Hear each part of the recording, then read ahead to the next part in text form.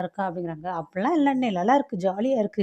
இப்ப தானே தெரியுது நம்ம ஊர்ல எவ்வளோ பேர் ஆர்டர் போட்டு என்னென்னலாம் வாங்கி திங்கிறாய்ங்கன்னு. ஆனா அவைங்க நெறைய ஆர்டர் போட்டு சாப்பிட சாப்பிட எனக்கு தானே ரொம்ப நல்லது. கொஞ்சம் வருமானம் எக்ஸ்ட்ரா வரும்ல அப்படிங்கிறாங்க. டேய் ரொம்ப கஷ்டமா இருக்குடா. நான் வேணா ஏதாவது ஹெல்ப் பண்ணட்டுமான்னே. நீ அதெல்லாம் ஒண்ணும் நினைக்க வேண்டாம். அந்த தம்பிய பத்தி எந்த கவலையும் இல்லாம இரு. அதுவே எனக்கு ஒரு பெரிய சந்தோஷம் அப்படிங்கிறாங்க. சரிடா எக்ஸ்ட்ரா வேலையெல்லாம் பார்க்குறதா சொல்றாங்க. அது எப்புட்றா மேனேஜ் பண்றேன்னே. ஆமாண்ணே கொஞ்ச நேரம் கழிச்சு ஒரு 11 மணி, 11:30 மணி ஆகும். அதுவரைக்கும் எக்ஸ்ட்ரா வேல பார்த்துட்டு அதுக்கப்புறம் வீட்டுக்கு வந்து சாப்பிட்டுட்டு படுத்துருவேன்னே. காலையில அப்புறம் எப்புட்றா நீ எந்திரிக்கிற? எப்புட்றா காலேஜ் கிளம்புற? காலேஜ் படிப்பு என்னடா ஆகுது? அப்படிங்கிறாங்க. அதெல்லாம் ஒண்ணும் பிரச்சனை இல்லண்ணே. 5 மணிக்கு எந்திரிக்கிறேன். எந்திரிச்சு அதெல்லாம் படிச்சுருவேன் காலேஜுக்குரிய எதையுமேவும். நைட்டு காலேஜ் முடிஞ்ச உடனே சாயங்காலம் அப்புறம் போய் நைட் வந்துடுறேன். நல்லா தானே இருக்கு இதுவும். அதுவும் இல்லாம அப்பாவுக்கு நான் கொஞ்சம் ரூபா வேற குடுக்க வேண்டியது இருக்கு. அடுத்த மாசத்துலருந்து எக்ஸ்ட்ரா வேற ரூபா குடுக்க வேண்டியது இருக்கா. ஸோ அதுக்காக தான் கொஞ்சம் எக்ஸ்ட்ரா டைம் ஓட்டி பார்க்குறேன் அப்படிங்கிறாங்க. நான் வேணா ஹெல்ப் பண்ணட்டுமான்னே. நீ ஒண்ணும் செய்ய வேண்டாம். பேசாம அமைதியா இருண்ணே. என்ன பத்தி எதுவும் நினைக்காத அப்படிங்கிறாங்க.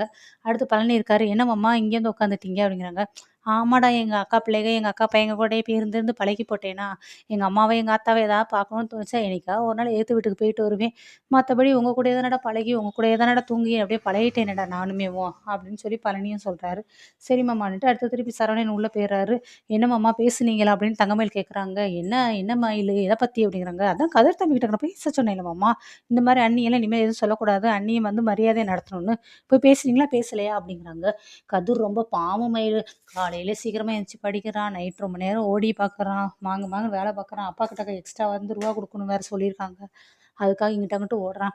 ரொம்ப பாவம் இருக்கறதுலே எங்க இதுல அவன் தான் ரொம்ப சின்ன பையன். இந்த சின்ன வயசுலயே நெறைய கஷ்டத்த அனுபவிக்கிறான். நான் பாரு காலையில 9 மணிக்கு போனா, அடுத்து 6 மணிக்கெல்லாம் ஆஃபீஸ்க்கு வந்துடுறேன். எனக்கு எந்த வேலையும் கிடையாது. அப்பாட்ட எதுவும் திட்டும் வாங்க மாட்டேன். எதுவும் கிடையாது.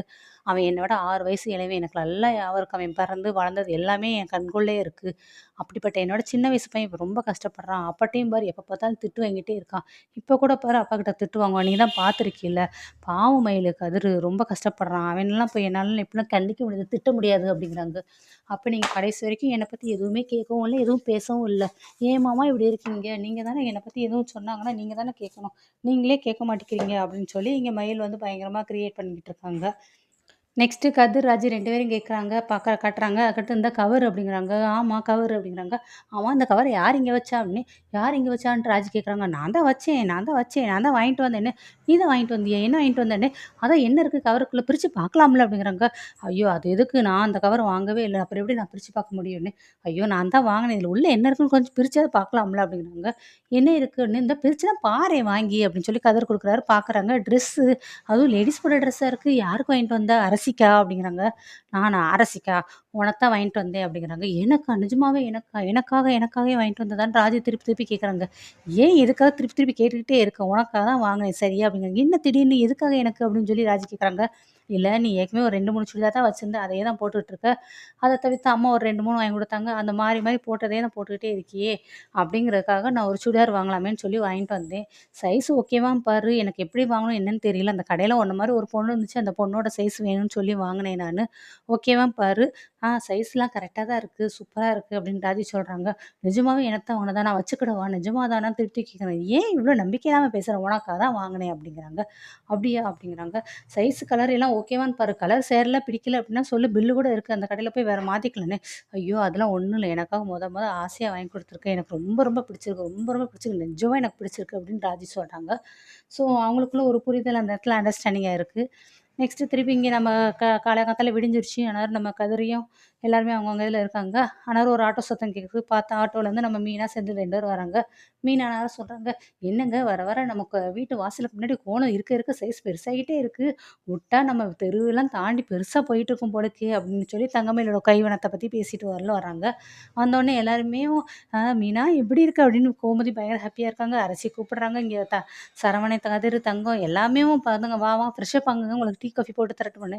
இல்லங்க அதெல்லாம் வேண்டாம். இப்ப தானே வந்திருக்கேன் அப்படின்ட்டு மீனாவும் சொல்றாங்க. எதுக்கு வந்தது வராம பேசிட்டு இருக்கீங்க? போங்க போய் ரூம்ல போய் ஃப்ரெஷ்அப் ஆயிட்டு வாங்கன்னு கதிர் சொல்றாரு. எல்லாருமே சொல்லாம கோமதியும் சொல்றாங்க. என்னப்பா மீனா வந்தாச்சா? எப்படி இருந்துச்சு ட்ரெய்னிங்லாம்? நான் வந்துட்டு மாமா நல்லா தான் மாமா இருந்துச்சுன்னு அவங்க சொல்றாங்க. செந்தில் ஒரு மாரியே இருக்காரு. ஆனாலும் மீனா கேட்குறாங்க, "என்ன நேத்துலேருந்து ஒரு மாரியே இருக்கீங்க? என்னாச்சு?" அப்படிங்கிறாங்க. "இல்ல அதெல்லாம் ஒண்ணும் இல்ல. வா உள்ள வா போலாம்" அப்படிங்கிறாங்க அவரு. ஆண்டவா! பெரிய புகமா வெடிக்காம ஒரு சின்னதா மீடியமா இருக்கணும்ப்பா அப்படின்னு நினைச்சுக்கிட்டே செந்தில் வந்து உள்ள நிற்கும்போது சொல்றாரு. அவங்க அப்பா கேட்க ஆரம்பிச்சுட்டாரு. ஆரம்பிச்சாரு. "என்னடா இப்பயாவது ஃபோன் ஆன் ஆச்சா? ஆகலையா?" அப்படிங்கிறாங்க. "அப்பா அது வந்துன்னு" "என்னடா அப்பா அது வந்து?" அப்படின்னு சொல்லி இவரு பயங்கரமா கோவப்பட ஆரம்பிக்கிறாங்க. கோமதி வந்துட்டு, "ஏங்க வந்தோனே எதுக்குங்க கேட்குறீங்க? அவன் போய் ஃப்ரெஷ் அப் ஆயிட்டு கொஞ்ச நேரம் ஆகட்டுமே, அதுக்கப்புறம் கேளுங்கன்னே." "நீ சும்மா இரு கோமதி, உனக்கு ஒண்ணும் தெரியாது. நீ பேசாம இருடி." "என்னடா ஃபோன் இப்ப ஆன் ஆயிருக்கா? ஆகலையான்னு?" திருப்பி ஆரம்பிச்சாரு. "அப்பா ஆன்ல தான் இப்ப இருக்குன்னு." "அப்புறம் என்னடா ஃபோன் மேல ஃபோன் போட்டா அட்டெண்ட் பண்ண, அதுக்கடுத்து அட்டெண்ட் பண்ணல, அதுக்கடுத்து ஸ்விட்ச் ஆஃப் பண்ணி வச்ச. ஸ்விட்ச் ஆஃப் பண்ணிட்டு அப்படி எங்க தான் தொற போயிருந்தீங்களா? இருக்கிற இத்தன வேலை சொன்னேன். எந்த வேலையும் முடிச்சியாடான்னே." "அப்ப நான் ரூவாவெல்லாம் அவருக்கு அடுத்து ஜிபே பண்ணிட்டேன் ஜிபே பண்ணிட்டு ரூவா குடுத்துட்டேன். சரி, நம்மளுக்கு ஒரு ஆள் ரூவா குடுக்கணும்ல, அந்த ஆள்ட்ட ரூவா வாங்குனேனே. அப்ப நான் போனேன்ப்பா, அவர பார்க்க முடியல. அவர் ஃபோன் போட்டாலும் எடுக்கல. ரூவா கண்டிப்பா ஃபோன்ல அனுப்பினேன்னு அதுக்கப்புறமா தான் சொன்னாருன்னு." "டேய் அந்த ஆளு ஃபோன போட்டா ரூவா எடுக்க மாட்டேங்கிறாரு, தரமாட்டேங்கிறாருன்னு தானடா நேர்ல சொன்னேன். நேர்ல போய் அந்த ஆள போய் பார்க்காம வந்திருக்க. அப்படி என்ன தொர ஊர சுத்திட்டு வந்தியோ?" அப்படின்ட்டு பயங்கரமா கோவத்துல பாலு பாலு பாலுன்னு இங்க கத்த ஆரம்பிக்கிறாரு. மீனாக்கு வந்து இது என்ன நடந்துச்சு, ஏது நடந்துச்சு ஒண்ணுமே தெரியாம அப்படியே திகைச்சு நிக்கிறாங்க. ஸோ மீனாக்கு நாளைக்கு தான் மேட்டர் தெரிய போகுது. தங்கமயில் தான் இதெல்லாம் போட்டு குடுத்தாங்க, எல்லாமே சொன்னாங்க அப்படின்னு. ஸோ மீனாக்கும் தங்கமயிலுக்கும் என்ன ரிலேஷன்ஷிப் அடுத்து வரப்போகுது, இதுல ராஜி எப்படி வந்து கேரக்டர் வந்து கிரியேட் ஆக போறாங்கங்கிறத தொடர்ந்து பார்ப்போம். மறக்காம நம்மளோட சேனல சப்போர்ட் பண்ணுங்க.